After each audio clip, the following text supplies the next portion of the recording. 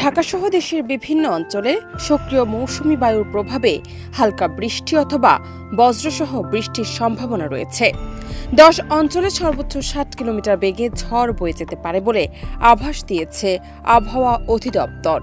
21 June দেশের অভ্যন্তরীণ নদীবন্দরগুলোর জন্য আবহাওয়ার পূর্বাভাসে এই তথ্য জানানো হয়েছে।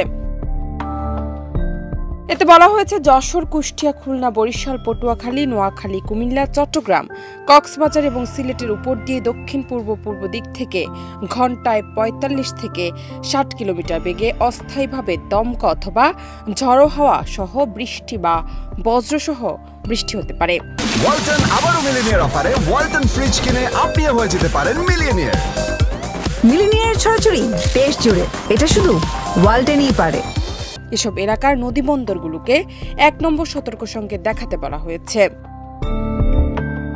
এদিকে রাজধানী ঢাকায় হালকা বৃষ্টি অথবা বজ্রসহ বৃষ্টির সম্ভাবনা রয়েছে, তবে একই সঙ্গে দিনের তাপমাত্রাও সামান্য বাড়তে পারে বলে জানিয়েছে বাংলাদেশ আবহাওয়া অধিদপ্তর। তবে দিনের তাপমাত্রা কিছুটা বেড়ে গরমের অনুভূতি বাড়তে পারে বলে জানিয়েছেন সংস্থাটি।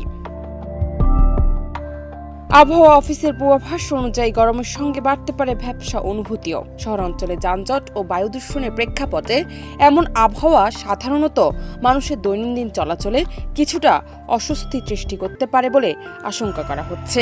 এদিকে সমুদ্রগামী নৌযান ও উপকূলীয় অঞ্চলের বাসিন্দাদের জন্য রয়েছে সতর্কবার্তা। জান্নাত নিপু, দেশ রূপান্তর।